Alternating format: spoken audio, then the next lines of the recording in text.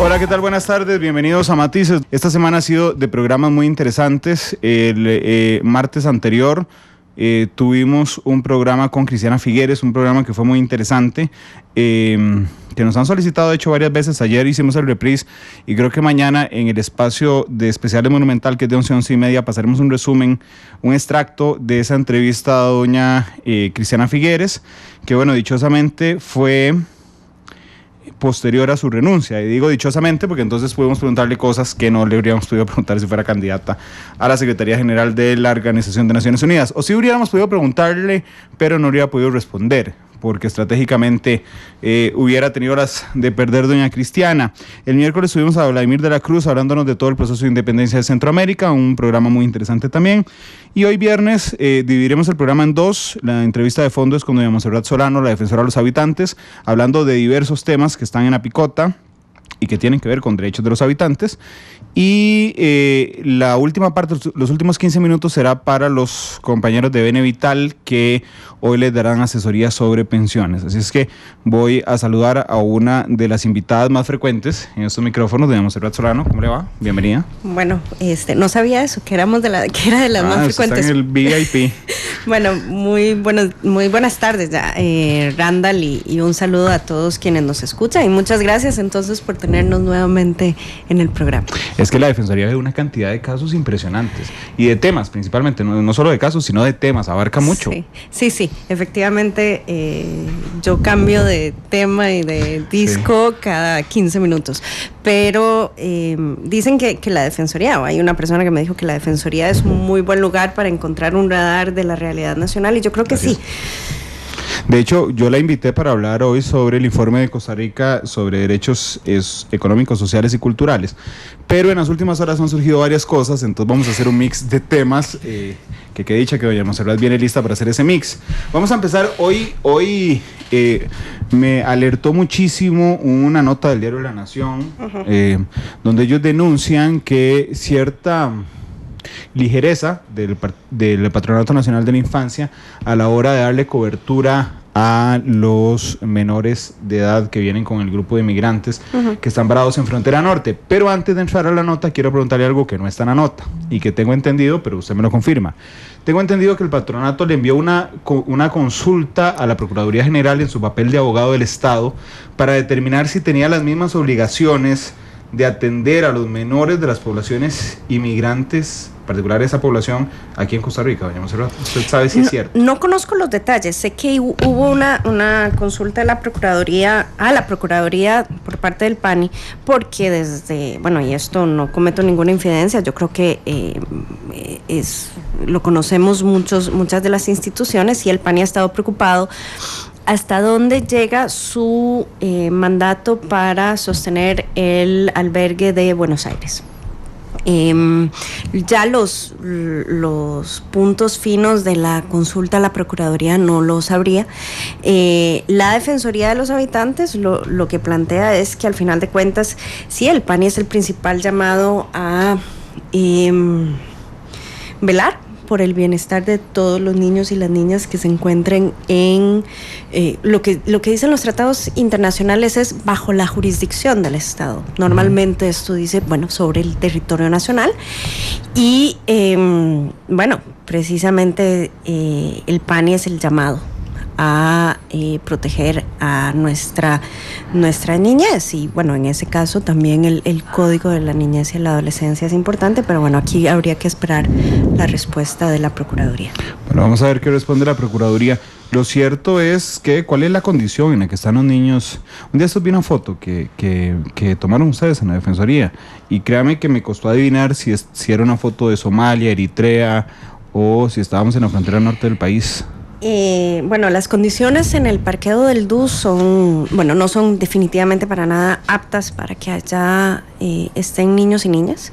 Sabemos que el Estado costarricense, las instituciones del Estado, el Ejecutivo, ya está a punto de abrir o de terminar un nuevo campamento, ya con carpas diseñadas para eso, para resguardar gente, etcétera, porque en este momento lo que hay es una carpa grande como las que se ponen en las fiestas, y debajo de esa carpa hay tiendas. Y bueno, esperemos que en ese momento mejoren las condiciones. En este momento los del parqueo del DU no lo son.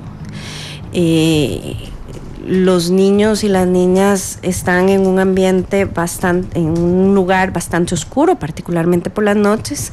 Hay 25 baterías sanitarias para 2.500 personas. Una por cada 100. Una por cada 100, evidentemente no dan abasto. Eso implica que hay personas que van y hacen sus necesidades al aire libre. Hay niños que nos preocupa el tema de la alimentación. Hay niños que deberían de estar recibiendo algún tipo de asesoría. Bueno, los padres deberían de estar recibiendo algún tipo de asesoría o estar recibiendo alguna fórmula. El hecho de que estos niños y estas niñas sean extranjeros no implica que no tengan derechos. Tienen derechos y el Estado tiene las mismas obligaciones de proteger a estos niños y estas niñas como a cualquier otro niño y niña. Y bueno, ahí sí es importante que todas las instituciones del Estado se hagan cargo de estos niños. No se trata de que si me toca o no me toca, es que es el Estado el obligado. Y todas las instituciones, indistintamente de hasta dónde llegan nuestros mandatos, debemos trabajar en manera conjunta para darles una atención integral a estos niños. En este momento, las condiciones en el parqueo del DU no son adecuadas. Vea que hay un solo tubo, una sola paja de agua para 2.500 personas. Sí. Y además hay un abandono, o por lo menos lo que nos dicen las autoridades locales, particularmente la Municipalidad de La Cruz, es que ellos sienten un abandono por parte del gobierno central. Prácticamente les han lanzado esto y ellos ya no dan abasto. Prácticamente se duplica la población del cantón y el gobierno local ya no da abasto. Sí, de hecho vi canalitos de agua inclusive que hicieron ellos seguramente para que no se los inunde y no se les mojen sus pertenencias. Canalitos de agua que hacen con cucharas. Precisamente para que no se les inunde, y pensemos que en esas tiendas que se inundan duermen niños y duermen niñas. Además, como le decía, hay mucha oscuridad, no hay electricidad. Ya pusieron tres luces públicas, por lo menos la última visita que hizo la Defensoría, que fue el último fin de semana de agosto, 1 de septiembre. Y imagínese usted el riesgo para las niñas y las adolescentes, que además tenemos otro problema. Los adolescentes están invisibilizados. Las autoridades solo están registrando niños menores de 12 años, que eso es ya de por sí ya también es un problema para la atención integral de los y las adolescentes. Pero lo que más le preocupa a la Defensoría es, y ya lo habíamos advertido a mediados de agosto, es el proceso o las entrevistas que está haciendo el PANI para certificar el vínculo entre los adultos que vienen con un niño y ese niño o esa niña. Lo que vio el personal de la Defensoría era que eran entrevistas que duraban unos pocos minutos, sin traductor, y ya con eso el PANI o el profesional del PANI ya certificaba que X o Y persona era el papá o la mamá de ese niño o de esa niña, porque había un vínculo. Viéndolo a los ojos seguramente. No sabría decirle. Pero eso evidentemente es insuficiente y con el riesgo de que es el Estado costarricense el que está dando un documento oficial a unas personas adultas para señalando que son los padres o la madre de un niño o una niña. Esperemos que la mayoría efectivamente sean los padres y las madres, y yo creo que sí, al final de cuentas muy probablemente sean la mayoría. El problema es qué pasa si no. ¿Y qué pasa si no? Y además cruzan la frontera, van a llegar a todos los lugares con un documento costarricense certificando que ese niño o esa niña es hijo de esa madre o de ese padre. Luego, en las listas que hace el PANI, muchos de estos niños, incluso que son de meses, de 2, 6 meses, aparecen como nacidos en Congo, pero sabemos que muchas de estas personas estuvieron 6 meses probablemente como mínimo en Brasil. Algunos de ellos estuvieron años, pero nos vienen con un niño que dicen que han nacido en Congo cuando los padres no han estado en Congo necesariamente en los últimos 2 años. Y el otro tema, que es un tema para que usted vea el detalle, en las listas aparecen la mayor parte de estos niños como nacido en Congo, pero no sabemos cuál país, porque hay 2 países que se llaman Congo. Y además sabemos que el 95% de estas personas, según las cifras más o menos, los aproximados del Estado, son haitianas, pero resulta que todos los niños, bueno, o muchos de los niños dicen haber nacido en Congo. Entonces, bueno, hay una serie de detalles que nos ponen a dudar, más bien desde la Defensoría, sobre la certeza con la que el PANI está certificando ese vínculo. Son ligerezas absolutas. De hecho, el primer principio de la Declaración de los Derechos del Niño, que supongo que usted se lo sabe de memoria, pero yo lo necesito leer, dice: el niño disfrutará de todos los derechos enunciados en esta declaración. Estos derechos serán reconocidos a todos los niños, sin excepción alguna, ni distinción o discriminación por motivos de raza, color, sexo, idioma, religión, opiniones políticas o de otra índole, origen nacional o social, posición económica, nacimiento u otra condición, ya sea del propio niño o de su familia. Yo no dudo que el Estado haya querido atender bien a los migrantes. Lo que dudo enormemente es que la atención sea buena, sobre todo con estos detalles que usted ha denunciado, doña Montserrat. A ver, yo no soy la que va a poner en duda la intención. Yo más bien creo que el Estado ha tenido la mejor de las intenciones en una crisis que ya de por sí es compleja. Sí. Lo que pasa es que la protección de los derechos de los niños y las niñas no se cumple únicamente con buenas intenciones. Sí, de hecho es gravísimo. Yo quedé muy asustado realmente con las fotos que vi la semana pasada, con la nota hoy del diario La Nación y con la consulta que hace el patronato. A mí, no sé si usted comparte conmigo, pero a mí me parece absolutamente innecesario que el patronato se ponga en esos detalles de preguntar hasta cuándo llega su mandato. ¿Para qué quiere saber eso? Debería no tener mandato y cumplirlo hasta que se acabe la situación con los migrantes. Bueno, ahí obviamente nos basamos en el principio de legalidad en este país, pero a muchas instituciones se les olvida que ese principio de legalidad incluye necesariamente el cumplimiento a los convenios internacionales, particularmente a los tratados internacionales de derechos humanos. Especialmente cuando tenemos una convención de derechos de los niños, del niño, que está ratificada por casi todos los estados, excepto uno, que es Estados Unidos, y eso implica que hay un acuerdo internacional muy fuerte de protección a los niños y las niñas, con lo cual la posibilidad de establecer la responsabilidad del Estado en cuanto a las violaciones a los derechos de los niños y las niñas es muchísimo mayor, ¿no? Y ahí honestamente habría que hacer un llamado a las autoridades del PANI precisamente para que, en lugar de buscar dónde la ley los limita, asegurar dónde los tratados internacionales de derechos humanos los faculta, precisamente para lograr cumplir con esas obligaciones del Estado costarricense. Con todo el conocimiento que tiene usted sobre derechos humanos, ¿le molesta la pregunta del PANI a la Procuraduría? Vea, no es que me moleste o no me moleste, o sea, habría que ver. Y yo tengo que respetar lógicamente el criterio que eventualmente tenga que manifestar la Procuraduría, pero a ver, y esto lo puedo decir públicamente porque se lo he dicho directamente a la presidenta del Patronato Nacional de la Infancia, yo no acepto como respuesta de la principal institución encargada de los niños y las niñas una limitación en el mandato cuando tenemos una obligación general de protección a los niños y las niñas. En el tema de los y las adolescentes, que a mí me preocupa particularmente, creo que está en un vacío en Costa Rica, igual. De entre los 12 y los 18 años creo que hay un enorme vacío en atención de adolescentes, ¿verdad? Porque tenemos un hospital de niños que llega hasta los 12 y los hospitales de adultos. Tenemos programas para los niños y programas para adultos, pero los adolescentes quedan flotando. Ahora bien, ser adolescente, inmigrante, en condición irregular, en un parqueo con una carpa debe ser 1000 veces más dramático.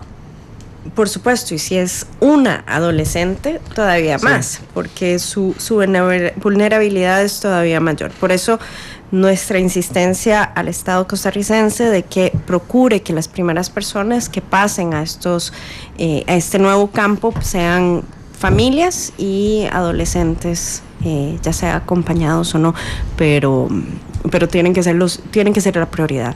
Efectivamente, en nuestro país invisibiliza a los adolescentes, y no solo los invisibiliza, si fuera que llegáramos hasta ahí, pero lo cierto es que les achacamos una serie de epítetos y prejuicios, como ser adolescente en este momento en Costa Rica debe ser una cosa muy dura, porque en realidad les achacamos una serie de prejuicios, de que son malcriados, de que no leen, de que y si los vemos solos en la calle, que son vagos. Y en realidad no es eso. En realidad yo es que tengo sobrinos adolescentes y tengo muchísima esperanza, más bien porque veo que son jóvenes que se interesan, que tienen ciertos valores muy importantes, y que más bien, en lugar de invisibilizarlos, en lugar de tacharlos con epítetos negativos, deberíamos de, como usted dice, procurar una mejor atención más integral a los y las adolescentes. El tema de los traductores, yo no sé por qué esa película a mí me quedó tan grabada, la Terminal de Tom Hanks, cuando ahora intentan explicarle en un idioma absolutamente diferente, que es que en su país hubo un golpe de Estado y su país ya no es un país, el tipo no entiende nada, absolutamente. Yo me imagino esa escena con cada una de las familias en 8 minutos para identificar si son el papá, la mamá, donde nació los bebés y qué origen tienen los adultos. Bueno, esa no fue la película que se me vino a la cabeza, sino más bien la de Lost in Translation, la que fue, no fue Tom Hanks en esa, sino la de este señor que está en Tokio y que no entiende absolutamente nada. Uh-huh. Bueno, mucho de eso les debe estar pasando no solo a los niños, no solo a los padres, sino en general a los migrantes que están en un país que no entienden el idioma, que tienen modos muy distintos, y además un país en el que no quieren estar porque todos ellos dicen que quieren seguir hacia los Estados Unidos. Y algo que señalamos es que sí es necesario darles una mayor información a este grupo de migrantes. Lo vimos con los cubanos. Cuando estaban los cubanos llegaron ministros, una viceministra, etcétera. Y ahora que llegamos a hablar con ellos decían, bueno, aquí nadie ha venido a hablar con nosotros. Entonces... es que los cubanos eran importantes para Estados Unidos. Bueno, no quisiera entrar en geopolítica ni teorías de conspiración. No, yo no estoy haciendo teorías de conspiración, pero con gusto lo toco. Es que a los cubanos los estaban esperando. A ellos no. ¿Cómo sabemos? A ellos probablemente alguien en Haití está esperando que ellos lleguen a Estados Unidos para poder tener un mejor futuro. Pero a los cubanos los está esperando el gobierno de los Estados Unidos. Ah, bueno. Que tiene una ley especial para ellos. Claro, a los haitianos africanos tampoco. No, ellos tienen una situación muy distinta porque no existe una ley de ajuste cubano, pero lo cierto es que están aquí. Ahora, también lo cierto es que Costa Rica necesita solidaridad internacional. Esto no es un tema que deberíamos de estarlo asumiendo nosotros solos, sino que deberíamos de tener el apoyo de nuestras naciones hermanas. Nosotros desde la Defensoría estamos intentando conseguir fondos, porque tampoco tenemos fondos para eso, pero fondos de cooperación internacional, para poder tener una reunión aquí en el norte del país con los defensores y defensoras, que es, bueno, lo que yo puedo hacer precisamente para sensibilizarlos sobre qué es lo que estamos viviendo, qué es la situación que se está manejando en el norte de Costa Rica, porque efectivamente necesitamos un abordaje regional y tenemos que empezar nosotros como defensores. Dice Tatiana Blandón, había mayor empatía por los cubanos por ser similares, y lo entre comillas ella, similares a nosotros los ticos. Hay un tema de racismo que debemos aceptar como país. Bueno, probablemente hay algún racismo, lo vimos en algunos comentarios de algunos funcionarios que decían, bueno, pero es que ¿cómo les vamos a informar? No les podemos dar volantes porque no saben leer ni escribir.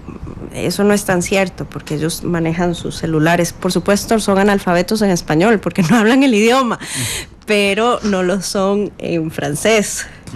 O además, en portugués. Digo, es tan complicado conseguir un traductor francés o portugués, es que no vienen de Marte y hablan una lengua que nosotros conocimos hasta el mes pasado. Bueno, el PANI, en la respuesta que nos da el gobierno, nos dice que el traductor que les está ayudando en la zona sur es el de migración, que además tienen que ayudar a migración. Entonces, con un solo traductor no se puede, no se va a poder.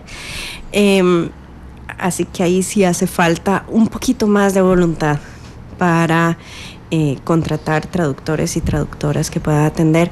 Particularmente en este momento estamos hablando de los niños. Es que yo creo que en el caso de los niños amerita actuar con mayor diligencia y muchísima mayor velocidad que lo que estamos haciendo.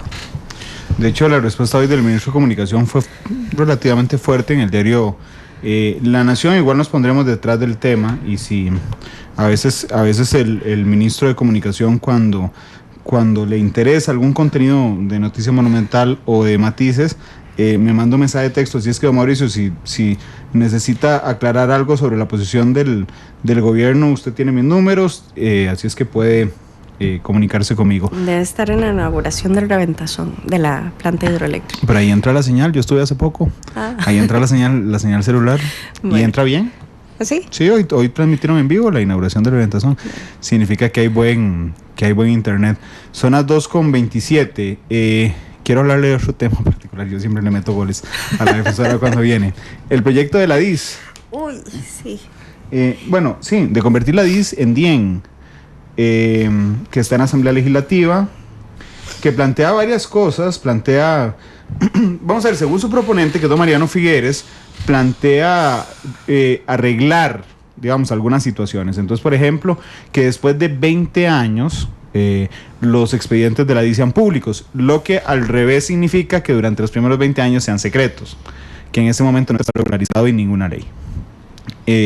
Porque lo único que la gente no puede conocer es lo que se declare derecho de secreto de Estado, que por cierto hay muy pocas declaraciones, y que a veces, valga aquí el anuncio, a veces hay ministros que se sacan de la bolsa que eso es secreto de Estado y no hay ninguna declaratoria detrás. Pero bueno, habla sobre intervenciones telefónicas, habla sobre participación en allanamientos, y bueno, hay un montón de cosas. ¿Cómo lo ve usted ese proyecto, digamos, que respira hondo?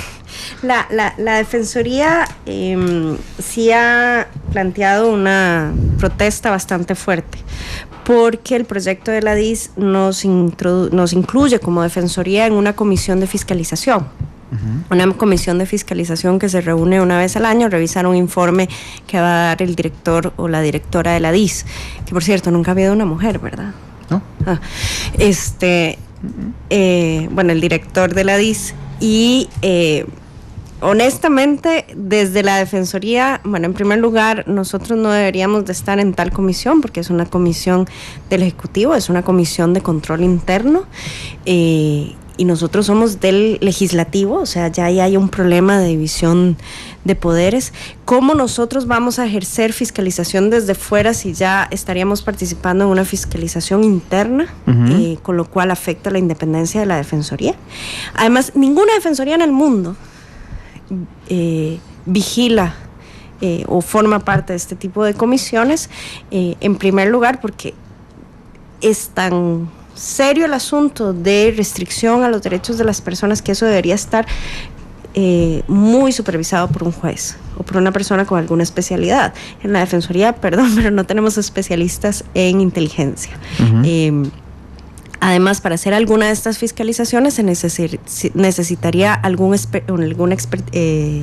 experticia forense, que definitivamente no le corresponde a la Defensoría. Pero presentando estos argumentos, no solo no nos sacan de la comisión de fiscalización, sino que proponen, sin consultarnos, una reforma a la ley de la Defensoría de los Habitantes que permitiría meternos como Defensoría en cualquier órgano de control interno, lo cual atenta con la independencia de la Defensoría, la división de poderes y limitaría completamente nuestra nuestra independencia, nuestra imparcialidad, nuestra objetividad. Eso es, digamos, lo que ha llevado un poco a que la Defensoría se haya manifestado, en primer lugar, bastante fuerte en contra del proyecto. Esa es una de nuestras primeras quejas como institución, pero además, y he visto las declaraciones que ha dado Mariano Figueres, yo no creo que el proyecto, tal como está planteado ahora, venga a resolver ninguno de los problemas que don Mariano Figueres dice. En ningún momento en el proyecto de ley se limita la posibilidad de que la DIS haga espionaje político.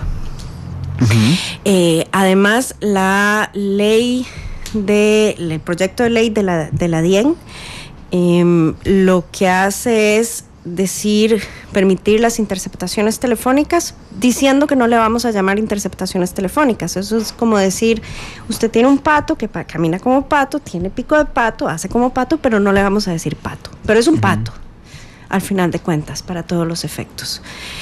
Y eso no debería de ser. Además, hay una serie de aspectos que deberían de tener control judicial, que no lo tienen, como el tema de las interceptaciones telefónicas. Pero además, usted lee el proyecto y al final, cuando usted termina de leerlo, usted no tiene claridad sobre qué puede hacer y qué no puede hacer la DIEN. Y eso ya de por sí es peligroso. Si usted me pregunta, el MI5, que es el Departamento de Inteligencia Interna de Inglaterra, usted sabe qué puede hacer. Ellos pueden poner espías, bueno, agentes, son espías. A nadie le gusta que le digan espías, pero son espías. Hay gente que le gusta, pues tienen cierto halo de misterio alrededor. Bueno, no debería ser. Porque nadie quiere a los espías. Ellos pueden poner micrófonos, pueden interceptar llamadas telefónicas, pero hay un control externo de esa interceptación de llamadas telefónicas. Lo otro es que no se sabe quién ordena una investigación de la DIS. Entonces, en este momento la DIS podría investigar cualquier cosa sobre cualquier persona. No pone penas claras sobre, por ejemplo, espionaje político, ni establece penas claras por chantaje, por ejemplo. Por supuesto que uno podría decir, se remite al Código Penal, pero cuando usted tiene una confidencialidad de 20 años, evidentemente ya eso va a estar prescrito. Entonces tenemos ahí más bien un mecanismo de impunidad bastante grande. Lo que debería de haber es un sistema de confidencialidad gradual. Tomar otros ejemplos que no sea el ejemplo de Colombia. Veamos que el proyecto de reforma del DAS colombiano se hace cuando Colombia está en medio de un conflicto armado. Sí. Y las reglas de la guerra son distintas de las reglas de la paz. Pero además se hace en medio del escándalo de lo que llaman achuzadas en Colombia, que eran las asesinatos. Exactamente, que eran las intervenciones telefónicas ilegales y las ejecuciones extrajudiciales por parte de miembros de inteligencia. Sí, y además no establece restricciones claras. La DIS podría llegar el día de mañana a pedirle a la Contraloría General de la República información sobre las lo que llenamos todos las declaraciones de bienes que llenamos todos los funcionarios públicos, y de acuerdo con la ley, la Contraloría no se lo podría negar. La DIEN podría llegar a la Defensoría y pedirle información y nosotros no se lo podríamos negar. Además, establece que la DIEN sería la que coordina, la encargada, la jerarca de todas las instituciones, de todos los órganos de inteligencia del Estado costarricense, y no menciona cuáles son esos órganos. Y de acuerdo con la definición que establecen de inteligencia, ahí puede entrar cualquiera, hasta la Defensoría. Entonces, hay muchísimas nebulosas. El proyecto no resuelve la nebulosa que hoy, bajo la que hoy actúa la DIS. Y bueno, se trata de una discusión importante sobre derechos civiles y políticos que tiene que ser analizada plenamente, no solo por la Asamblea Legislativa, sino por toda la población. Ahí sí es importante, yo creo que es necesaria una regulación de la forma de actuación de nuestro cuerpo de inteligencia, que es la DIS. En este momento la normativa que tiene es bueno, es nada más un artículo chiquitito en la ley de policía. Es necesaria una reforma, pero no estoy segura que esta ley o esta propuesta de ley venga a resolver los problemas históricos de la DIS. En sí o no, es una ley peligrosa. Ay, pero es que usted me pone así, sí o no. Yo creo que es la discusión. Está como doña Cristiana. Usted, es que hay cosas que no se pueden responder en sí o no. En respuesta breve, está bien, para no quitarle mucho poder. Es muy preocupante algunos de los elementos. Creo que se puede mejorar, pero es necesaria una discusión más amplia que la que se ha venido dando en la comisión. ¿Es violatoria a los derechos humanos? Sí. Ahí está, sencillísimo. El informe que tenía que entregar Costa Rica sobre los derechos económicos, sociales y culturales. ¿Qué dice el informe? ¿Cómo nos fue? Ok, no, en realidad nos va a ir. Y no lo hemos entregado, pensé que era esta semana. No, es el lunes. Pero yo creo que es importante que la población costarricense sepa, esto sucede cada 4 o 5 años.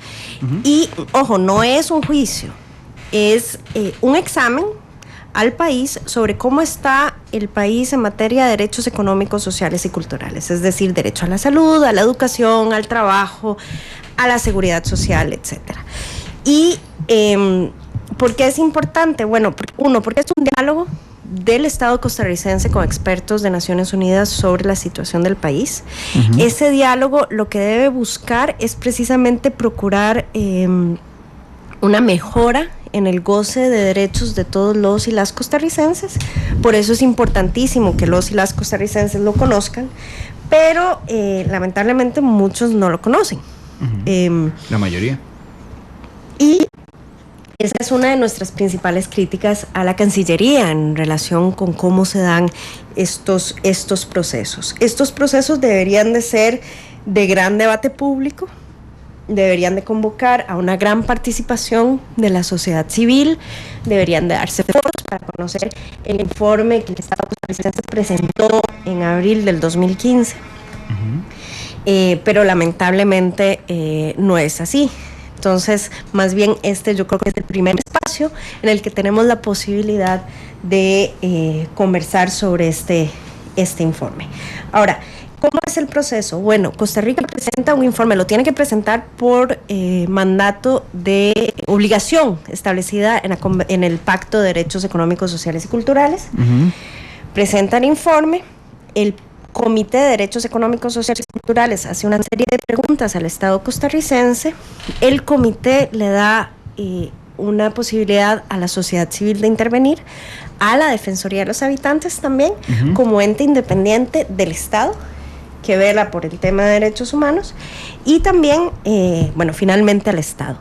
El Estado comienza su participación el próximo lunes 19, si no me equivoco, a las 7 de la mañana. Va a estarse transmitiendo en línea. Empieza el lunes y sigue el martes, si no me equivoco, a las 18, o sea, a las 6 de la tarde de nuestro país. Entonces, vemos que es un examen bastante exhaustivo de la realidad costarricense. ¿Y qué se va a tratar el lunes? ¿Cuáles temas vamos a hablar? Bueno, en primer lugar, se va a hablar precisamente de cómo se elaboraron estos informes, si se le dio participación a la sociedad civil o no. Esa era mi próxima pregunta, Hugo. ¿Quién participó por la sociedad civil? Bueno, ese es el gran problema. Resulta que en Costa Rica hay una comisión interinstitucional de derechos humanos que se supone trabaja en la elaboración de estos informes, y esa comisión interinstitucional tiene un foro de sociedad civil adscrito que debería dar los insumos. Lo cierto es que hasta junio de este año se presentó una primera propuesta a la sociedad civil para conformar este mecanismo de participación de sociedad civil, y lo que me dijo el vicecanciller, es que aún no han recibido respuesta de la sociedad civil.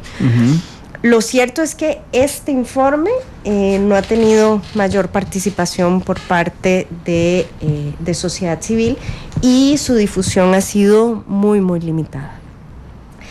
¿Qué más se va a tratar el lunes y el martes? Bueno, el tema de los pueblos indígenas. Ahí nos vamos a quedar.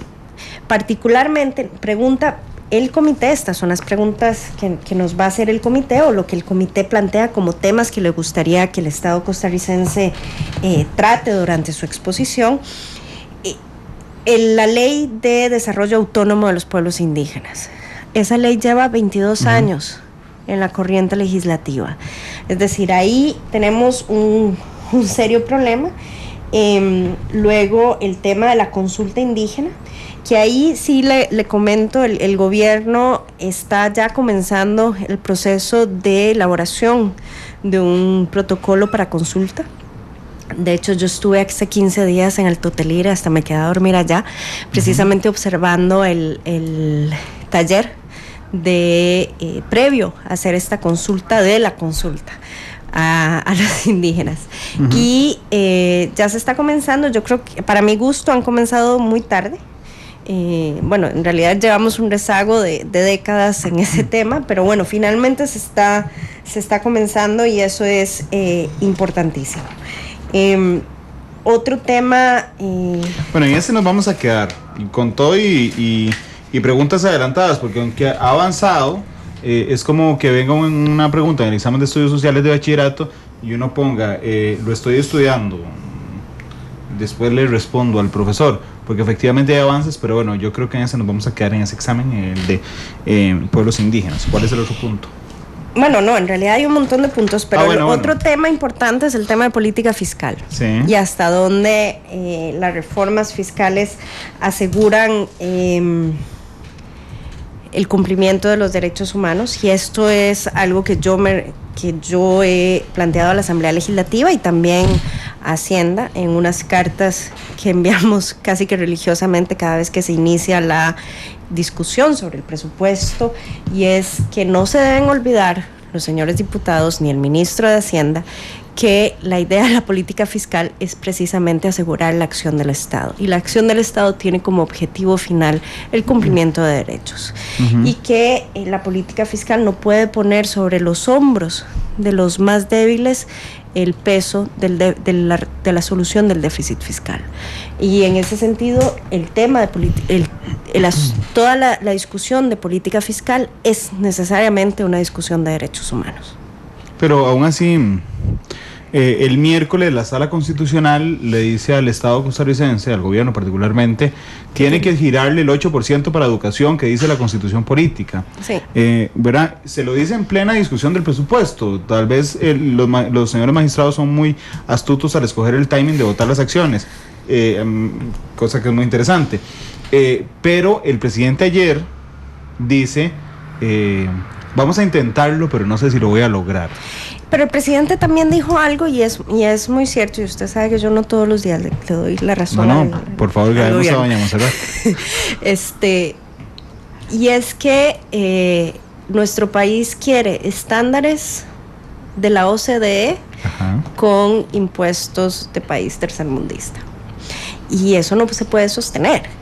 Hay un tema de solidaridad que tenemos que revisar, que es importante revisar, y ahí los diputados tienen la batuta, ¿no? Porque al final de cuentas son los parlamentos los que aprueban los impuestos.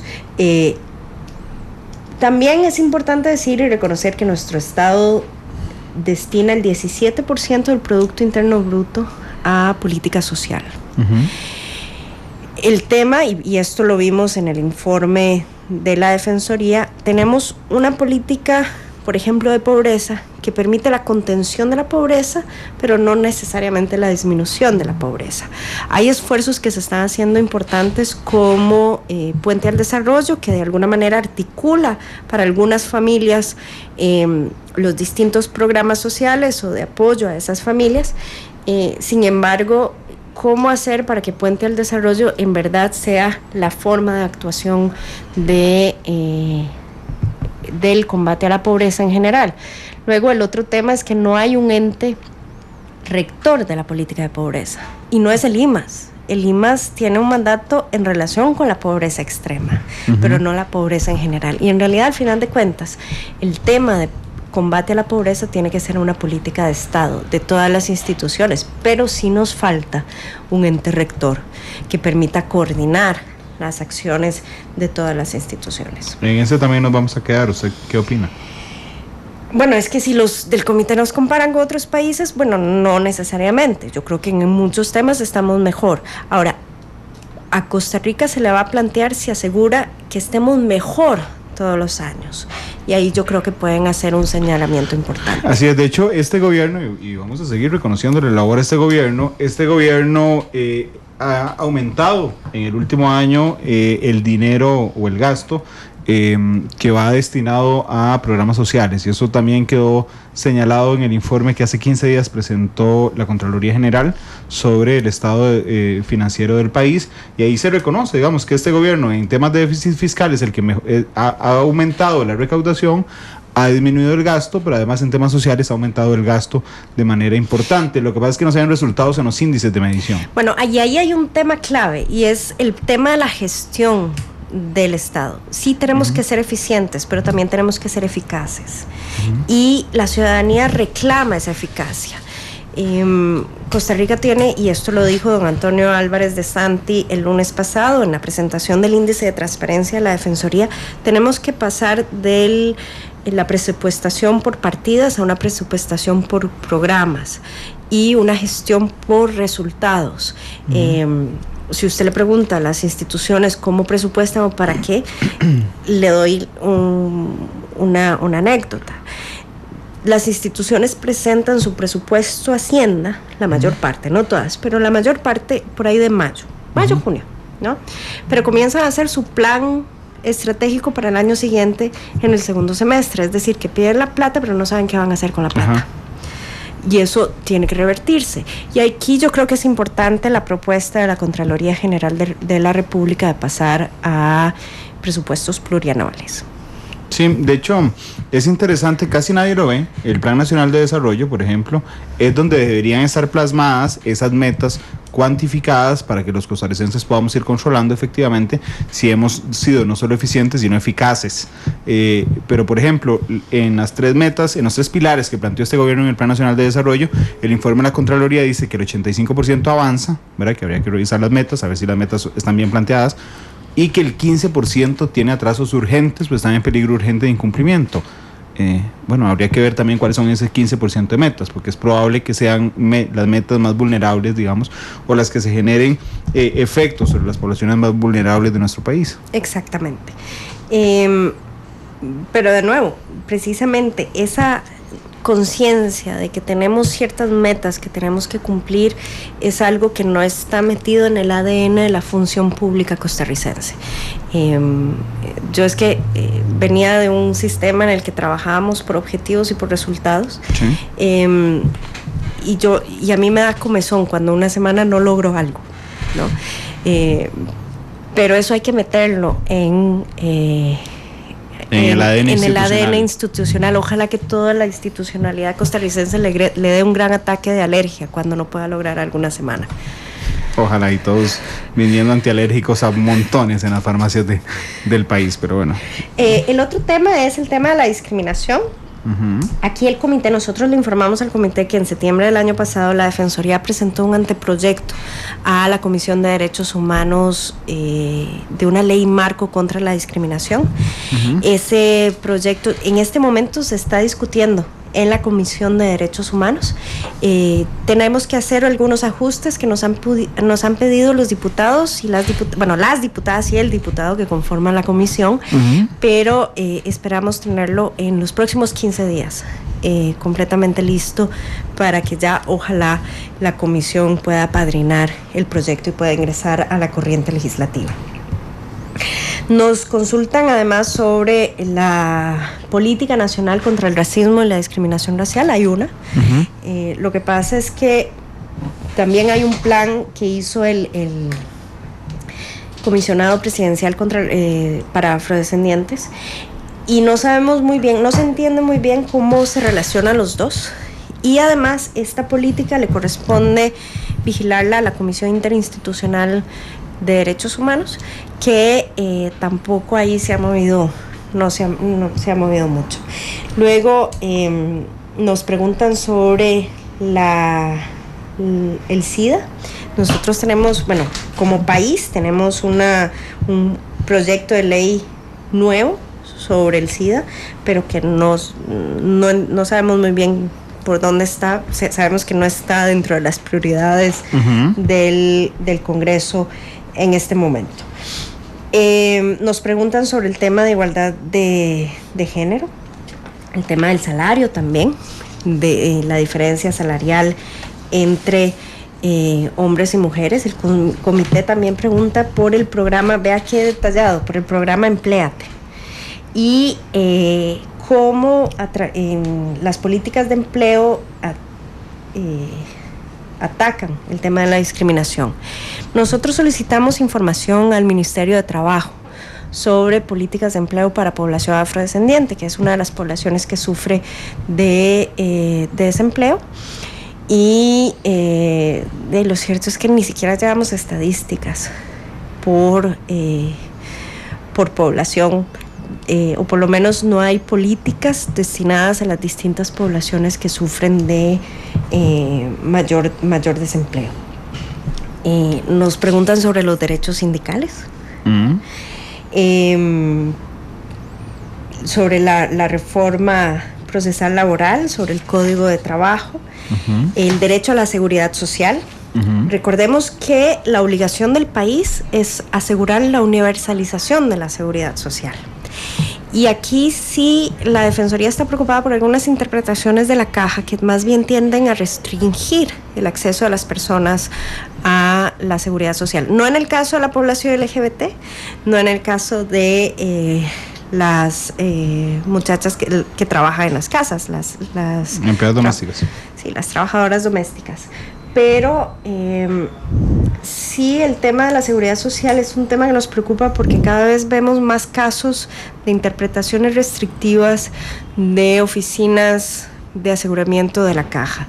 Entonces, por ejemplo, cuando hay una madre que llega con su hijo, sí se lo atienden, pero le dicen primero que tiene que firmar una factura, y creo que esto ya lo habíamos conversado en algún momento. En el caso de las esposas que quieren asegurar a sus esposos, no me consta, pero sí he recibido un montón de denuncias de que es mucho más difícil cuando una mujer quiere asegurar a su esposo que cuando un esposo quiere asegurar a su esposa. Muy probablemente, pero también estamos viendo dificultades cuando hijos quieren o hijas quieren asegurar a su padre o su madre adulto mayor, o el requisito que se les da a los adultos mayores de presentar el carné al día, aunque son beneficiarios de este beneficio familiar, y sus hijos estén al día, ¿no?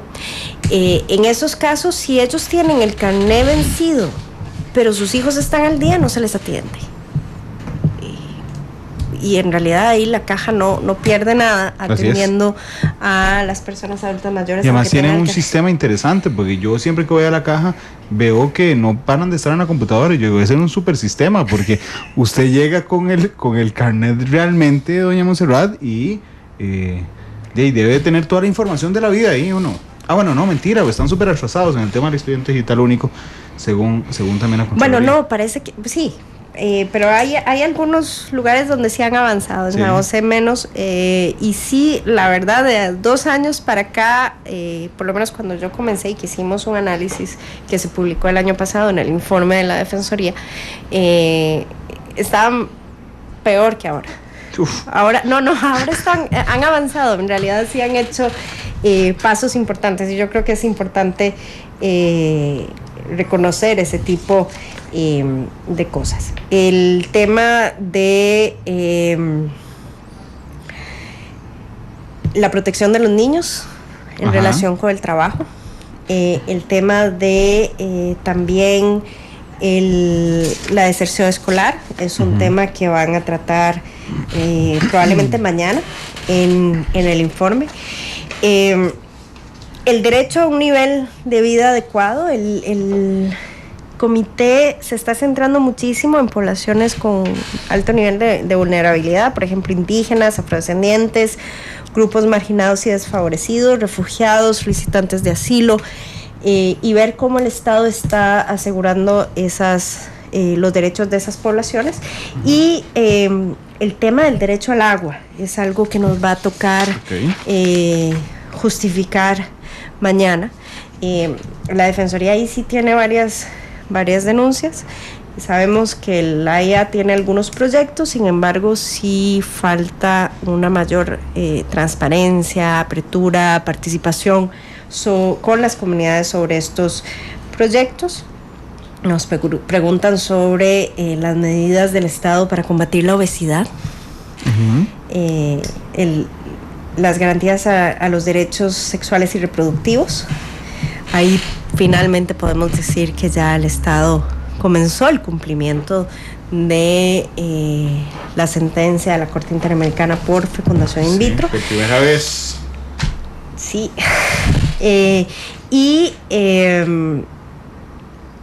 Bueno, nos plantean qué va a hacer el Estado para disminuir el alto índice de abandono en la etapa escolar, que es lo que planteaba yo. Y ahí la Defensoría sí ha planteado que el Estado, si quiere cumplir con sus metas de los Objetivos de Desarrollo Sostenible, tiene que aumentar su ambición interna. Tenemos ahí un déficit de ambición por parte de los estados. Si tenemos en este momento una meta para reducir la deserción escolar de 1.4% por año, debería ser 2.4%. Si no, no vamos a lograr reducirla sustancialmente para el 2030. Y también nos plantean qué puede hacer el Estado o qué está haciendo el Estado para incluir a grupos desfavorecidos en los beneficios del progreso científico y sus aplicaciones. Ahí vamos a ver qué va a contestar el vicecanciller Tengo gran curiosidad sobre eso. No tengo idea, no recuerdo ningún ejemplo, realmente. No digo que no lo haya, lo que pasa es que no lo recuerdo. Ni lo conozco, no. Tengo gran curiosidad sobre eso, realmente. Es capaz que sí, pero bueno, no sé. No sé, muy probablemente estemos mejor que otros países en asegurar el acceso a Internet, por ejemplo. En muchos países, en muchas regiones de nuestro país se puede acceder a Internet, no necesariamente en los territorios indígenas. Ahí es una deuda que tenemos y nada más basta con ir a Telire. Eso le iba a preguntar, ¿cómo le fue ahí con el Internet y la señal celular? Bueno, hay una conexión en Piedra Mesa y una conexión en Bajo Bley. Lo que pasa es que la de Bajo Bley no funcionaba, entonces estuvimos desconectados, esperando que ojalá llegara efectivamente el helicóptero por nosotros y no nos dejara abandonados por ahí. Pero, y por favor, porque yo no conozco Telire, gráficamente eso, ¿cuánto queda de donde está la mayoría de la población? ¿Dónde están las conexiones? No, hay gente que tiene que caminar 12 horas para llegar a una de estas poblaciones. Algunos caminan un día entero. Por ejemplo, nosotros hicimos el taller un jueves y hubo gente que llegó el viernes en la mañana. Sí, es una zona bastante complicada. Además, para llegar a Piedra Mesa, a Bajo Bley, que es el más cercano, se tarda, los indígenas tardan 2 días caminando, uno tardaría 5 días, quizás más, porque no está acostumbrado a caminar en la montaña y atravesar ríos, etcétera. Pero es una zona hermosísima, en verdad es un paraíso, es una de las zonas más hermosas que conozco yo en nuestro país. En verdad es un tesoro y hay que agradecerles a los indígenas que estén conservando este tesoro, y yo creo que hay que agradecerles a través de políticas públicas que les permita tener el desarrollo que ellos quieren, como ellos quieren, y respetando su cultura. Las escuelas son bastante necesitadas, de hecho, si quiere estamos en radio, pero también estamos en tele. Ahí le tienen esa cámara, que la gente que nos quiere ver a las 8 de la noche, si quiere le hacemos un zoom al teléfono. Una foto. Pero sí, le voy a enseñar una foto de lo que es la escuela en Piedra Mesa, que es una de las escuelas más hermosas, una de las poblaciones con mejores condiciones. Esta es la escuela de Piedra Mesa. Es una escuela que prácticamente no tiene paredes, se le mete el agua. Voy a ver si me pueden hacer un close-up al teléfono. Nada más me dicen en cuál cámara. Estoy en la 3. En la 3. Ah, bueno, ahí está. No, ahí estoy en A2. Ahí está la escuela. Eso que ve en verde, eso es el aire libre, ¿no? Eso es la montaña. La escuela no tiene ni siquiera paredes que la protejan del todo, entonces si llueve, que es todos los días, los niños no pueden ir a la escuela. De hecho, una de las quejas que teníamos sobre todo de Bajo Bley, o de la gente que vive cerca de Bajo Bley, es que hay escuelas a las que los maestros llegan 3 o 4 días al mes.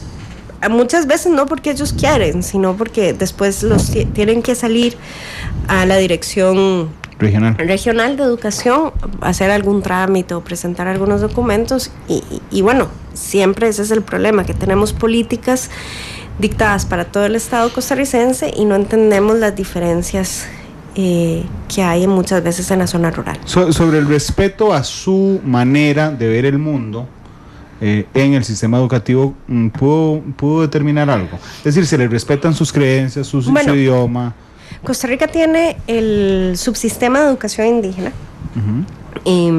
Lamentablemente acabamos de tener una denuncia de que a quienes dirigen el subsistema se les está pidiendo como requisito contar con un título académico sobre educación indígena. Lo que pasa es que eso no lo da ninguna universidad, entonces les están pidiendo un requisito que no pueden cumplir, pero bueno, sí hay 2 escuelas que tienen un profesor de lengua indígena y un profesor de cultura indígena, y yo creo que es importante el esfuerzo costarricense por proveerles a estos niños y niñas esa educación, y quienes les dan las lecciones son por lo general indígenas de la zona, y eso es importante, que no perdamos esa riqueza del idioma cabécar, en el caso de Telire, que por cierto es un idioma hermoso, hermosísimo, y sí lo respetamos. El problema es que el acceso a esa educación es difícil. Incluso hay padres que se me acercaron y me decían: vea, por primera vez llego a una escuela a mi comunidad y yo quiero que mis hijos aprendan a leer y escribir, pero me dicen que no me los aceptan porque ya tienen 18 años. Entonces ahí es donde uno dice, bueno, podríamos adaptar algunas políticas del Estado costarricense precisamente para mejorar las condiciones de esta población. Y no cuesta tanto. En realidad no es una cuestión, hay ni siquiera recursos, es una cuestión de nada más adaptar las políticas costarricenses a las necesidades de esta población. Sí, de hecho dice un tuitero: todo lo que alguien puede creer que es Costa Rica, ahí no lo es. No, excepto por la naturaleza natural. Es que es precioso. Y además la gentileza de los y las indígenas, esa calidez con la que nos recibieron, es encantador. La verdad, ahí sí uno está orgulloso de nuestras raíces, ¿verdad? Pero sí es importante hacer un mayor esfuerzo para estas poblaciones. Sí, sin duda alguna. Bueno, esperaremos los resultados del informe. Las respuestas que da el vicecanciller. Hay resultados. Hay unas recomendaciones al final que el Estado tiene la obligación de difundir. Ojalá efectivamente, y aquí le lanzo a usted un reto de invitar al vicecanciller en el momento en que surjan estas recomendaciones. Estas recomendaciones, lamentablemente muchas de ellas se repiten luego de cada informe, porque muchas de ellas no las cumplimos en el informe periodo anterior. Entonces hay mucha repetición de muchas de estas recomendaciones y sí es importante que las instituciones públicas las conozcan. Una pregunta de cárceles. No, ese preguntaron en el Comité de Derechos Civiles y Políticos. Es que este año ha sido bastante movido en los comités para Costa Rica, porque tuvimos en marzo el examen ante el Comité de Derechos Civiles y Políticos y este mes ante el Comité de Derechos Económicos, Sociales y Culturales. Le voy a hacer una pregunta facilísima. En este instante, ¿cuál es la principal violación a los derechos humanos en Costa Rica por parte del Estado? Caramba, no, eso no es una pregunta fácil. No, es que la quería suavizar. Eso no es una pregunta fácil. A ver, no hay que ser injustos. Somos un país que a nivel internacional, pues tenemos dichosamente una cultura que es más coincidente con el respeto a los derechos humanos que en otros países. Sin embargo, no podemos decir que no tenemos retos. Los derechos humanos son expansivos. Sí. Y en ese sentido, antes si se hablaba que derecho a la vida era nada más que un policía no me mate, hoy ligamos muchos temas de derecho a la salud con el tema de derecho a la vida, la protección de un ambiente sano, etcétera. Entonces, así como se van expandiendo esas demandas ciudadanas, también se van expandiendo las demandas en relación con el reconocimiento de derechos humanos. Y en ese sentido yo creo que hay muchísimas bases que sí nos falta como Estado. Uno de esos es el tema de la educación en derechos humanos, comenzando por las universidades, para formar a profesores y maestros que puedan ellos mismos también formar en materia de derechos humanos. Y lo otro es un tema de estructura del Estado costarricense. La Defensoría muchas veces no tiene un interlocutor en el Ejecutivo.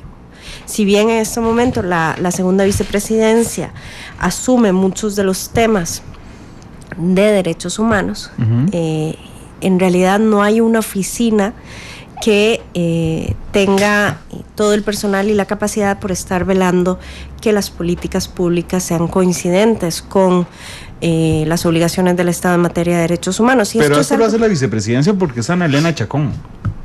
Bueno, a eso me refiero, o sea, dependerá muchísimo de la persona que esté en el gobierno y si el presidente designa a alguien o no.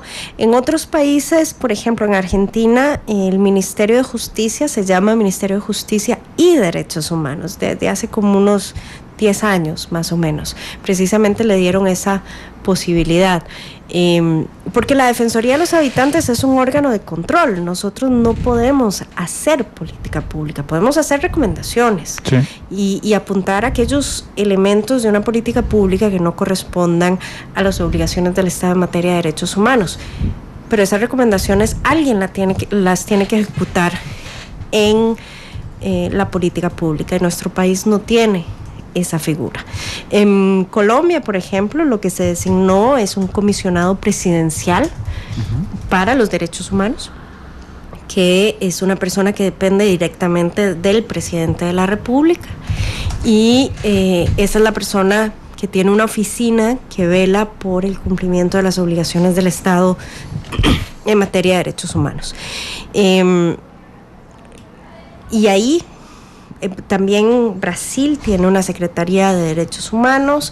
En fin, hay una serie de estados latinoamericanos que tienen oficinas de derechos humanos, precisamente porque tenemos un continente bastante problemático, si se quiere, en materia de derechos humanos, y eso ha llevado a esa necesidad. Costa Rica no ha pasado por las mismas crisis de otros países, pero también se podría beneficiar precisamente de un ente que pueda llevar política pública en materia de derechos humanos. Estamos en un mundo bastante problemático. Ya esta semana el alto comisionado de las Naciones Unidas por los Derechos Humanos dice: nadie me permite hacer mi trabajo, ni estados grandes ni pequeños, ni potencias, ni bueno, realmente yo estuve leyendo el informe el informe que pasó por la prensa, particularmente en el país, en el New York Times, del alto comisionado, y es impresionante cómo le están limitando el trabajo hasta a nivel Estados mundial, Unidos. Parecido a lo que hace a lo que ha pasado con la Comisión Interamericana en esta parte del mundo, y espero que no sea parecido por nunca a lo que pudieran hacerle a la Defensoría de los Habitantes en Costa Rica. En Costa Rica no. No. Por el momento, que he dicho, por eso que nunca pase. Por el momento no. Sí, a ver, en esta, bueno, por lo menos desde que estoy yo, que yo asumí el puesto, sí solo hemos tenido que citar a un ministro por no contestarnos un informe. Pero más allá de un ministro, no, algún alcalde, un director de un hospital. ¿Cuándo se le vence este nombramiento?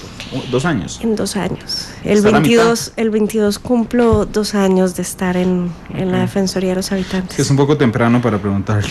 ¿Qué? Si optaría por postularse nuevamente. Sí, es un poco temprano, dije, no tiene que responder, pero se lo pregunto. No, yo ya lo he dicho. Yo ya lo he dicho, yo creo en la alternancia. Sí, pero hay alternancias de 8 años, alternancias de 12. En Estados Unidos tienen alternancia también. Bueno, pero yo sí creo en una alternancia más corta. Y bueno, también tengo otros compromisos personales que también tengo que sopesar. Bueno, le prometo que se lo vuelvo a preguntar más adelante. Ok, perfecto. Con más presión. Gracias. No, mentira. Caramba. 3:21, gracias, doña Montserrat. Muchísimas gracias a usted, Randall. Siempre es un placer poder compartir con usted y con los seguidores de Matices. El placer es mío, créame, y bueno, le daremos seguimiento a lo que informe Costa Rica como gobierno, como Estado, la Cancillería, y a las recomendaciones que se hagan entonces de vuelta. Magnífico. Porque esta canción, Rapsodia Bohemia de Queen, siempre escoge buenísimas canciones la defensora.